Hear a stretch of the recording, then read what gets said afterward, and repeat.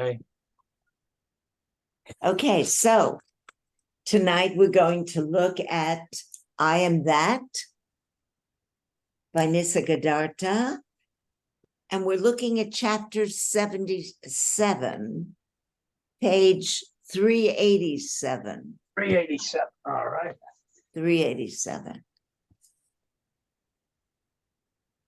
So, the questioner.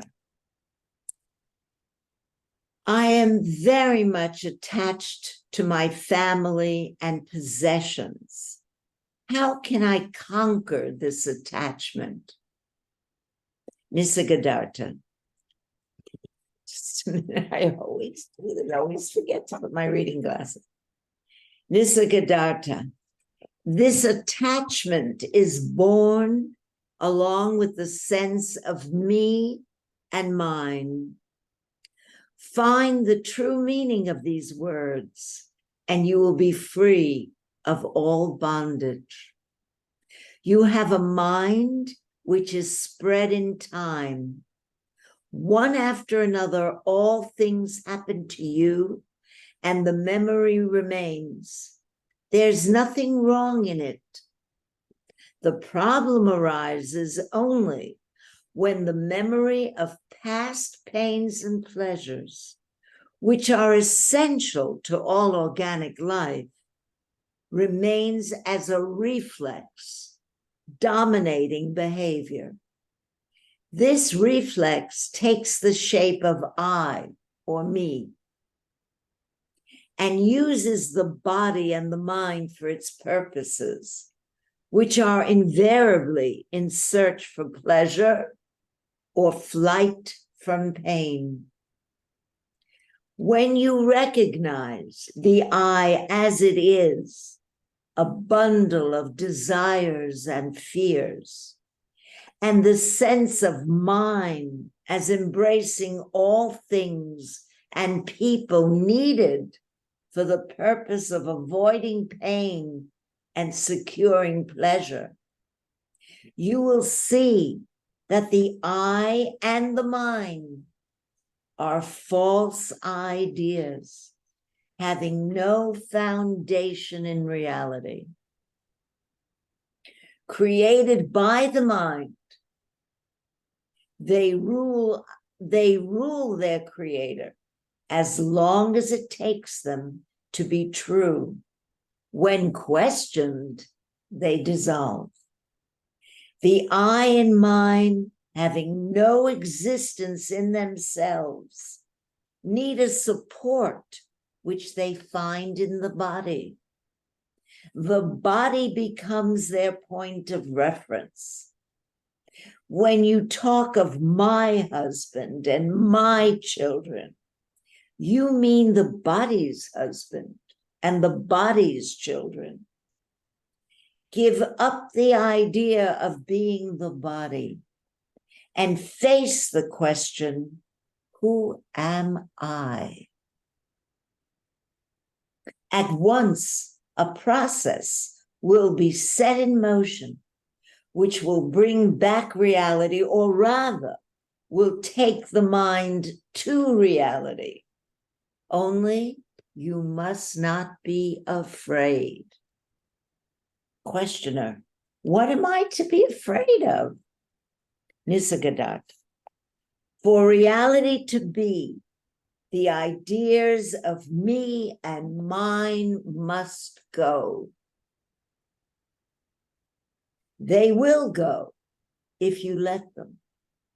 Then your normal, natural state reappears, in which you are neither the body nor the mind, neither the me nor the mine, but in a different state of being altogether. It is pure awareness of being, without being this or that, without any self-identification with anything in particular or in general. In that pure light of consciousness, there is nothing, not even the idea of nothing. there is only light.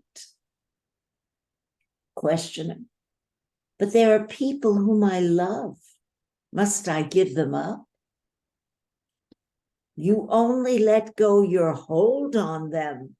The rest is up to them. They may lose interest in you or may not. Questioner, well, how could they? Are they not my own? They are your bodies, not your own. Or better, there is none who is not your own. Well, what about my possessions? When the mine is no more, where are your possessions? Please tell me, must I lose all by losing the I? You may or may not. It will be all the same to you. Your loss will be somebody's gain. You will not mind. If I do not mind, I shall lose all. Once you have nothing, you have no problems. I am left with the problem of survival. It is the body's problem, and it will solve it by eating, drinking, and sleeping. There is enough for all, provided all share. Well, our society is based on grabbing, not on sharing. By sharing, you will change it. I don't feel like sharing. Anyhow, I'm being taxed out of my possessions. Well, this is not the same as voluntary sharing. Society will not change by compulsion. It requires a change of heart. Understand that nothing is your own, that all belongs to all. Then only will society change. Well, one man's understanding will not take the world far. The world in which you live will be affected deeply. It will be a healthy and happy world, which will radiate and communicate, increase and spread. The power of a true heart is immense. Please tell me more, the questioner said. He says, talking is not my hobby. Sometimes I talk, sometimes I do not. My talking or not talking is part of a given situation and does not depend on me. When there is a situation in which I have to talk, I hear myself talking. In some other situation, I may not hear myself talking. It's all the same to me. Whether I talk or not, the light and love of being, what I am, are not affected, nor are they under my control. They are, and I know they are. There is a glad awareness, but nobody who is glad.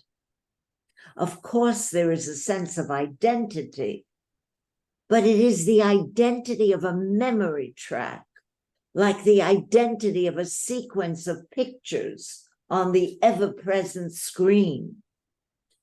Without the light and the screen, there can be no picture. To know the picture as the play of light on the screen gives freedom from the idea that the picture is real. All you have to do is to understand that you love the self and the self loves you.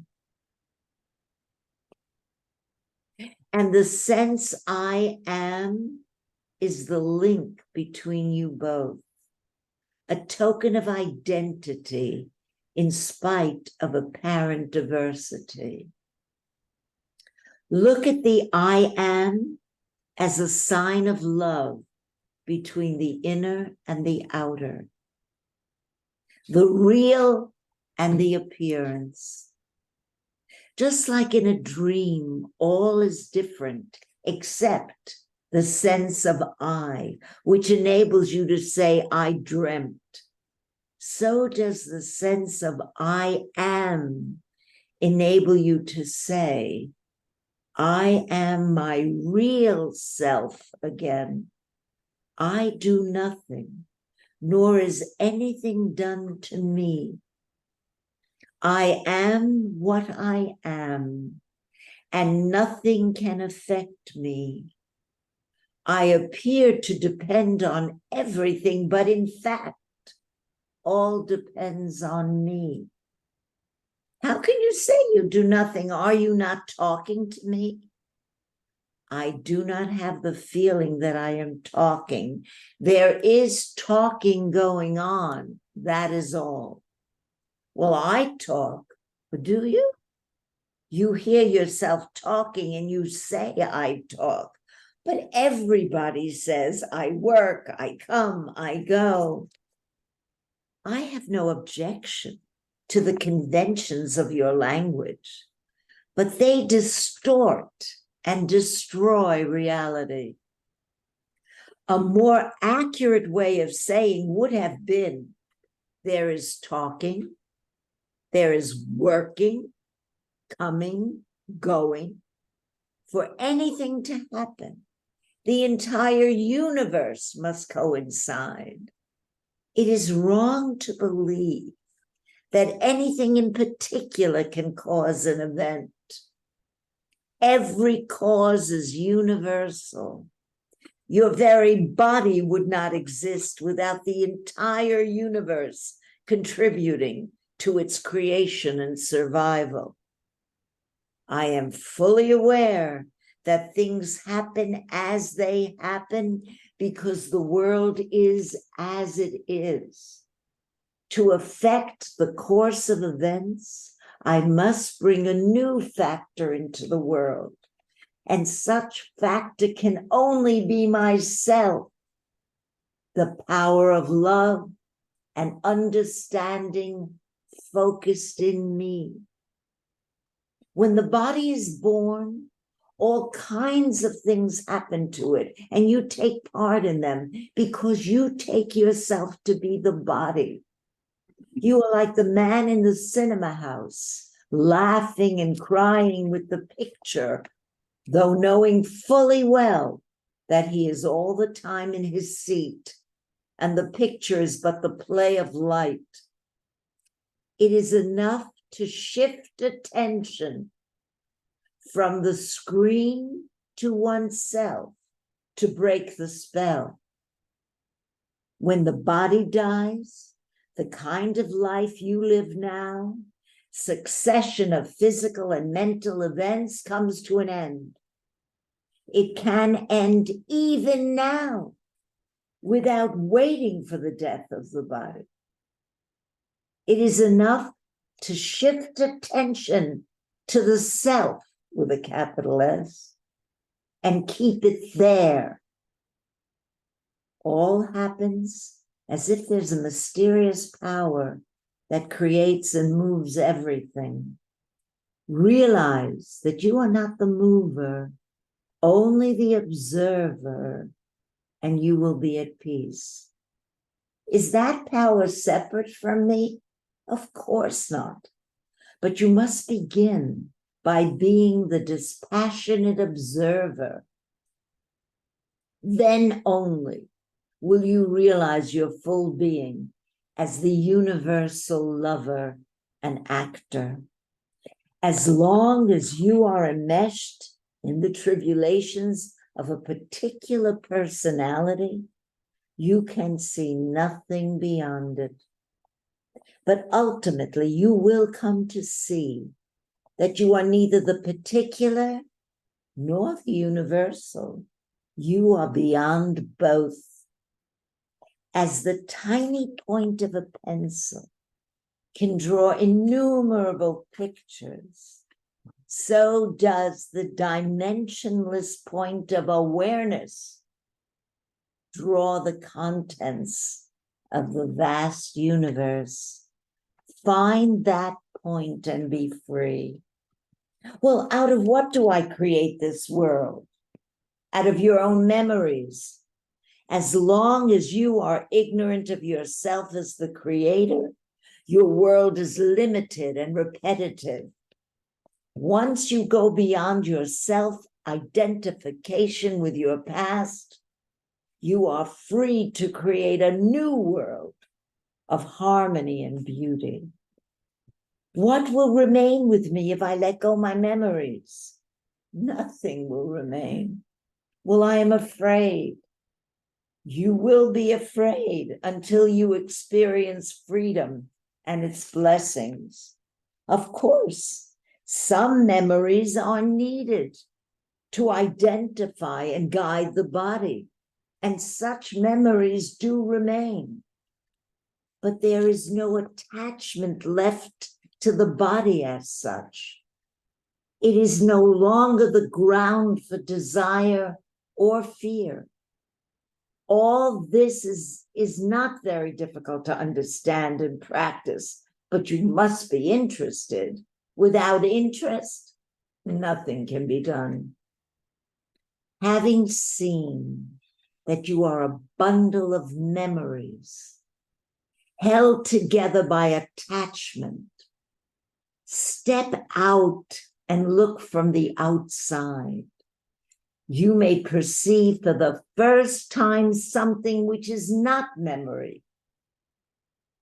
You cease to be a Mr. So-and-so, busy about his own affairs. You are at last at peace.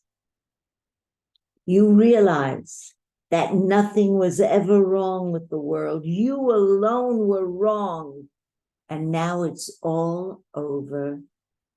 Never again will you be caught in the meshes of desire born of ignorance.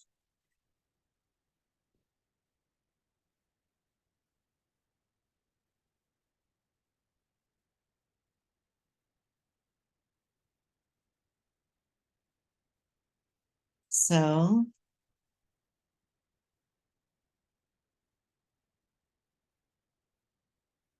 he says, as we've been saying again and again and again, for reality to be, the ideas of me and mine must go.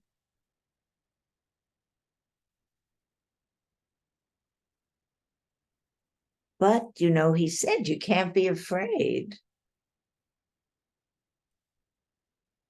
And it's important to realize that this me is, as he says, a bundle of memories,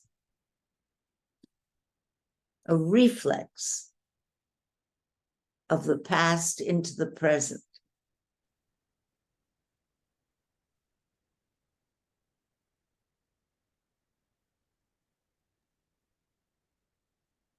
And I thought it was very significant when he says that it's enough to shift attention when he talks about the man in the cinema. It is enough to shift attention from the screen to oneself to break the spell. Like when you're in a movie, you get caught up, right? And he said, in just that 1 second, if you switch back to yourself and away from the screen, that breaks it. Well, he says, when the body dies, the kind of life you have now, succession of physical and mental events, comes to an end. But he says it can end even now, without waiting for the death of the body. It is enough to shift attention to the self, to awareness, and keep it there.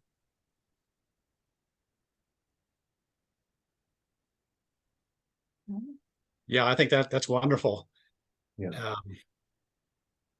Yeah. And Oh. I like also how he says what we are at any one moment is a creation of the entire universe. Yes. Yes. That's pretty profound. And of course, when he refers to self in that last example, it's self with a capital S. Absolutely, Right. with the absolute, Right. with your natural being. Right, right. Unidentified awareness. Unidentified awareness, Mhm. which is, he says, what you are. Awareness free of any self-identification. Correct. Mhm.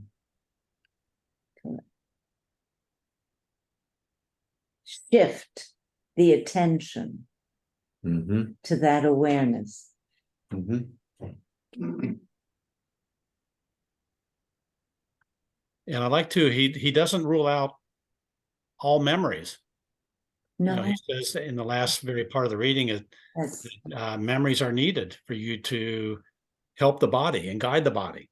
correct. Mhm. Correct. So trying to eliminate all memories is maybe a little bit foolish.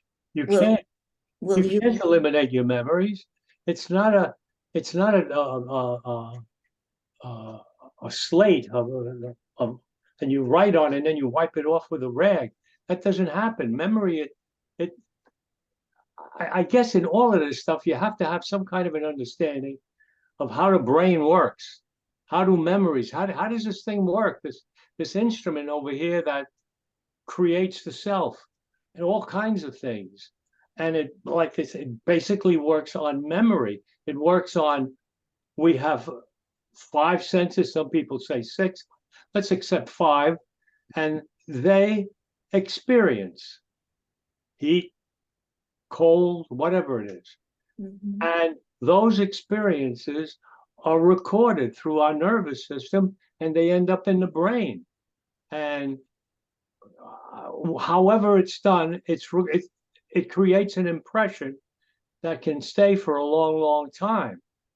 And as you get an understanding of the brain, you have to understand also, I think you have to expand it a little bit more, where you get to the point where you realize that this recording mechanism can be compromised in a couple of ways, primarily with the senses that you're using to record. You're running them through your ego or whatever you want to call it, and you're not seeing it as it is. So some of that memory is not being properly recorded, and a lot of it isn't recorded at all. So then you turn it around. Now, this is the basis where thought comes from your memory banks. But your memory banks in the emotional, in the psychological aspect of life are primarily compromised. At least this is how I interpret it. This is how I get to. So, but this is the basis of my thought. So the best I can come to Nisargadatta and Krishnamurti is that I can't stop my thinking, but I can, as I go along, I can start seeing that when certain thoughts come up, and I start to feel bad about it. I start to get feelings about it, Mhm. regret, pain, Mhm. fear, whatever it is. And in many instances now, I can catch myself doing this. Then I do what Nisargadatta says. I shift attention to it. Don't feed it. Your favorite, whatever you call it, stick a pin in it. And you don't point. And according to Krishnamurti, that's the best that you can do. Right, correct. And that is the work. That is the way, and it does work. I mean, I have I'm very old, so I have a huge memory of a lot of unpleasant things. So I find that when these unpleasant thoughts come up, I just don't let I at some point I say, boy, what the hell am I doing? I am creating my own misery. I mean, hey, I'm sitting down in a relaxing chair. it's beautiful outside. I got a nice coffee by. Everything is fine, but I'm thinking about it and I'm making myself miserable.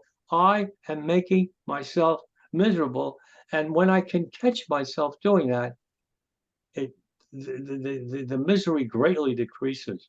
And in a little while it goes away. Then maybe another misery comes up, but at least I got rid of that one. So, Right. so Ugo, another way of saying is like, it's like seeing through the memories, seeing them as not something entirely Right. separate, but they're just a conglomeration of thoughts that take Right. the form of a Right. memory. Right. And it's the identification with them, the Right. belief in them. Right. Right. And it's a combination of that. And it's also the fact that I've been conditioned in how to respond to these thoughts that are not necessarily right. So it's, I have to understand that, I mean, the best way I can describe it is that, like in some Middle East countries, you do a certain thing, you get your head chopped off, and that's perfectly acceptable. And then in another instance, a woman becomes unfaithful or displeases her husband, so they form a ring and they throw stones in until they kill her, and that's acceptable. And I look at that and I'm repulsed by it, and that's the point where I have to concentrate. That's my conditioning. It's not good. It's not bad. It's my conditioning. And if I want to bring judgment to it, then I'm bringing the me, and I'm reinforcing this me, which Nisargadatta says is just a fabrication of memory. So this stuff really helps me confront this psychological pain that I put myself through. Because the rest of the memory, there's a lot of memory that I ain't getting rid of it. I mean, and it's mechanical stuff. How to do this, how to do that, Sure. and so on and so forth.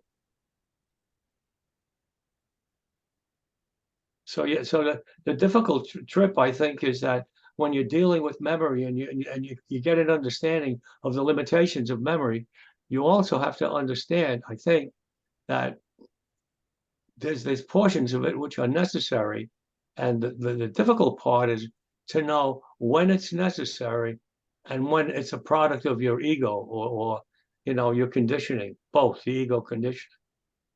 Right. Right. Well, if your memories bring up an emotion, is that a telltale sign? Absolutely. Absolutely. Who's doing the interpretation of the emotion? The emotion is being run through the way I call it. It's being run through the eye. It's being censored by. I'm filtering that thought through the eye and I'm processing it. And in that processing it, I'm judging and I'm commenting on it. I'm critiquing it, and that's got to be disastrous because the critique is conditioned. Mm. Well, there's two things. One, in terms of right action, seeing someone hurt, torture, as you were saying about throwing stones, or seeing someone hurt or being tortured, there doesn't have to be a judgment. That right action acts. That universal compassion acts without a sense of a me. So that's one thing. The other thing is, I'll tell you about an incident that happened today that I don't even know if Paul knows. Paul had some tests taken. He's fine, but he had some tests taken and we were waiting for the pathology report. The phone rang. I answered it. He was busy. And it was the doctor's office with the pathology report. And she said, I'll send it to you, but the doctor wants to explain it to you. And as hearing those words, there was an awareness of what we can label fear. It was, if you didn't label it, then you knew it was a feeling in your gut that kind of closed in. And it was what we label fear. You're prejudging it as bad. Just a minute. There was an awareness of what we can call fear. But what happened was that awareness sort of shined the spotlight on what was going on inside the body. And there was no thought about anything. There was just a concentrated awareness on that. I'm calling it pain. I'm calling it fear because I don't know how else to express it. And with that, it stopped. It went away. Beautiful. And I was then just able to finish the conversation and set up an appointment to speak to the doctor. So what I'm trying to point out here is that, as he said here in this reading tonight, about shifting to awareness, if one is able to do that in the moment, when there is this feeling, again, I'm labeling it fear, when there's an observing of it or a witnessing of it, better than observing, a witnessing of it, then you don't label it because thought was not moving. There was just that pure awareness on what was going on in the physical body. And that awareness was enough to end that which we're calling fear. And maybe it has to do with energy, because thoughts take up energy. And a lot of what we go through is we waste so much energy. And that energy of all those thoughts that we get involved with chip away at us, chip away at the energy. When we're able to stop and shift to awareness, suddenly it stops and there's this release of energy. And then there's a clarity. Because when there's fear, there can't be clarity. So I think what he said tonight, what Nisargadatta pointed out tonight, I think that was a really important pointer to how to manage those difficult moments in our life. So I'm going to come back to that pointer in a minute. So in one instance, if I have seen through the fiction that myself is, and I am no longer self-identified, I'm firmly established in the background, and a memory comes up, I observe it dispassionately as something that I'm not interested in, and it quickly passes out of my awareness. At the other end of the spectrum is the person who is totally self-identified, never heard of any of the stuff that we're talking about, and is, as I said, totally self-identified. That person has the same experience. A memory comes up. Let's say it was of something unpleasant.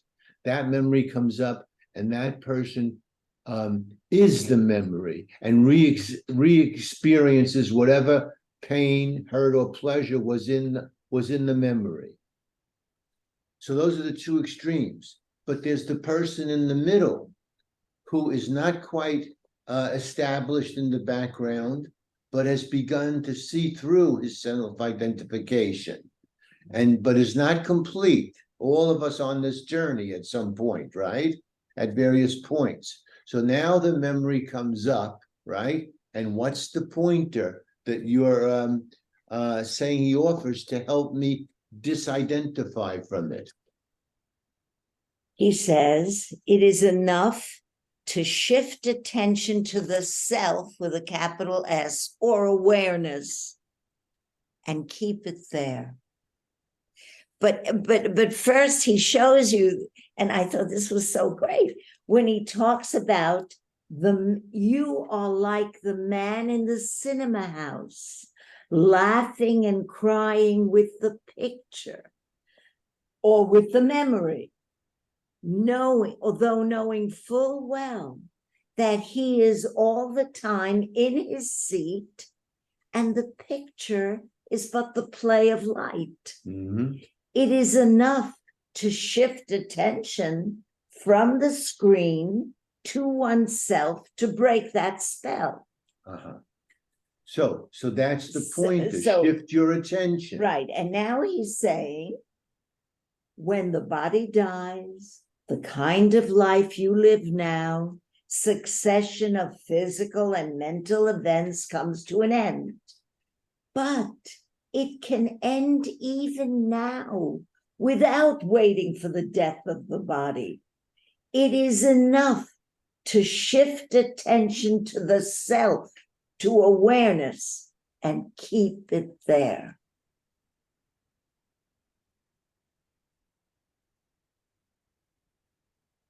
Yeah, I think, Evie, for me, when I have an emotional memory, I bring it to the forefront and I can see what it is, that it's not me, it's a memory, it's who I want to be, or it's the ego anyways, presenting this.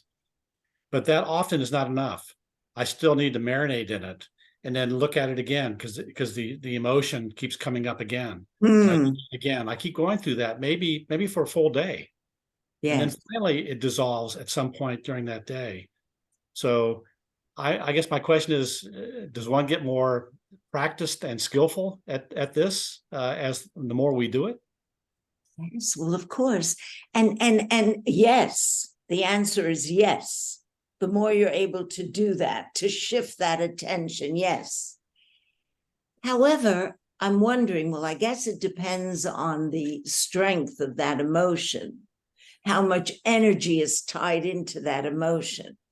Because once that difficult or negative emotion or fearful emotion, a difficult emotion arises, painful arises, if one can do that shifting of attention and just attending to that emotion, but there can be no movement of thought. If there's a movement of thought, you're lost. You're back into the thinking and the emotion will continue. But if one is able to put full attention onto that emotion without the movement of thought, something happens. So that means actually experiencing the physiological reaction, the heart beating, the flushing of the face, whatever that is happening physiologically. Whatever. That's what you're saying, how to embody it. Yes, whatever form it takes. The emotion could take the form of a pain in the head. It could take a problem breathing. It could take the heart racing. It could take the stomach constricting. However it somatizes itself. The attention to that. Attention. And really, pure attention has no me. And some, Yeah, there's something that it keeps drawing me back into this emotion. You know, it's almost a habit. It's kind of like I've made a narrative of who I am, shy or, you know, not well spoken or whatever that is, and then I use memories as a way to prove to me that indeed I'm not good enough. yes, So well, that's what I'm working with, is that's right. And breaking that. Yeah. that's what the ego does. Yeah. It needs to hook onto something to strengthen itself and to feel it has control. Well, I guess it's what's happening is that if you can direct attention, the very act of directing attention, that act doesn't have an eye to it. That's right. So, in a sense, what you're doing is it's pure seeing or it's pure hearing. It's without processing it through the eye, because we've been taught ever since you were born. You know, I listen, I this, I that, you go here, you go here, you go to hell, for Christ. You know, you just I've come to understand how difficult it is for me to remain for a long period of time with this, because I can shine the awareness on it for a certain amount of time, and then the memory slips off into something else. Okay. But that's okay. That's okay. So, but I think my main point is that by having being able to catch yourself becoming agitated, angry, fearful, whatever the emotion is, that your ego is creating that through thought. Mm-hmm. So the ego and the thought is creating it. It didn't exist until the thought came. Mm-hmm. So, you know, like Sailor Bob says, what's wrong with thought right now, except when you're thinking about it? And that really comes to home. It's the thinking that's involved. Well, I don't have to think. I can pause. Mm-hmm. And Mm-hmm. that helps. That's right. That's right. And I think also, in keeping with that, it's important what he says. Of course, some memories are needed to identify and guide the body. And such memories do remain, but there is no attachment left to the body as such. It is no longer the ground for desire or fear. And all this is not very difficult to understand and practice, but you must be interested. Without interest, nothing can be done. Having seen that you are a bundle of memories held together by attachment, step out and look from the outside. And you may perceive for the first time something which is not memory.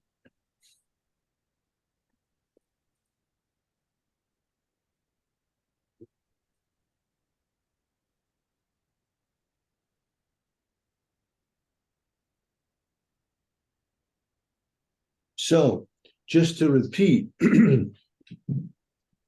since this is a spiritual endeavor rather than a psychological endeavor, although sometimes they come close, right? Yes. So the person who is heavily self-identified and has an image of himself as less than, right? And a ton of memories that are always just near the surface, ready to pop up, that reinforce my image of myself as not good enough. That person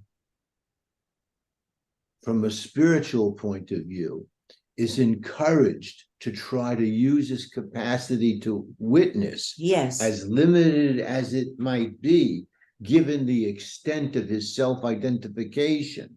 But whatever extent he's able to access a witnessing capacity, that must be marshaled in an effort to disidentify from the images Yes. and the memories. Right.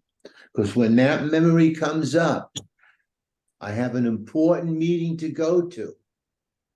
And let's say the clients are not happy, right?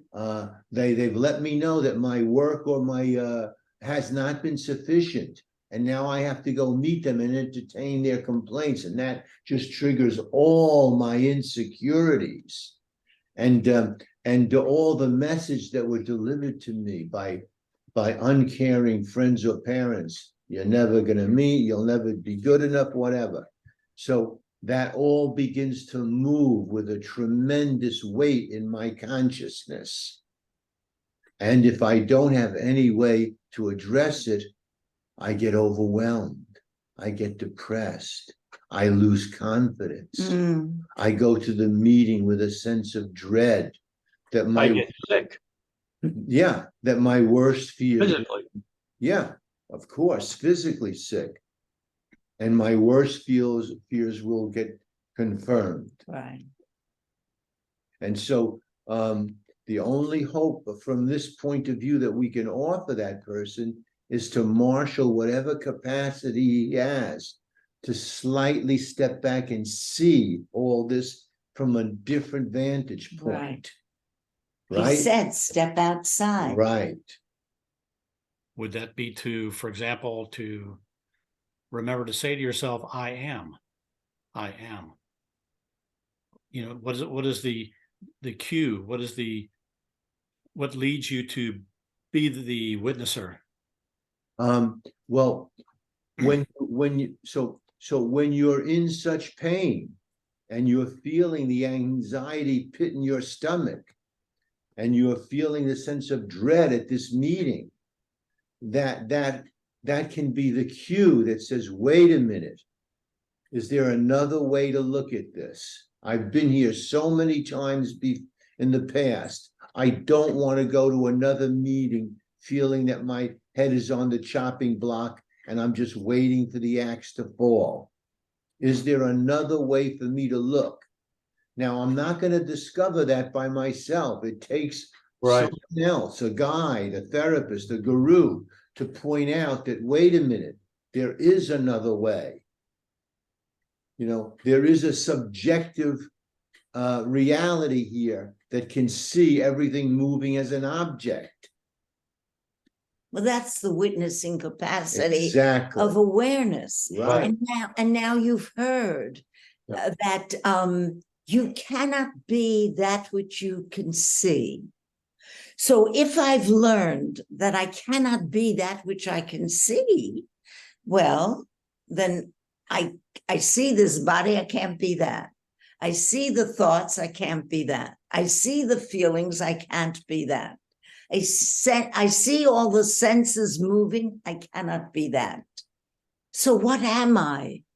Remember, that's what he says in the beginning of this. He said, if there's no longer an identification with the body, there is no longer an identification with the mind. Well, the next question is, then who am I? What am I?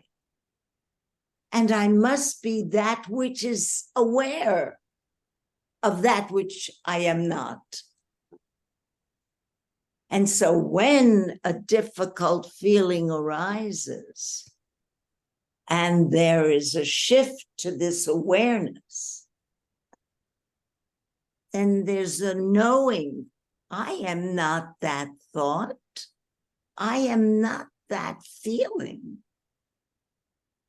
I am the witness of that thought and feeling. And then there's been that switch. And then there's the ability to just witness where this difficult feeling has somaticized in the body. and give attention, attend to that.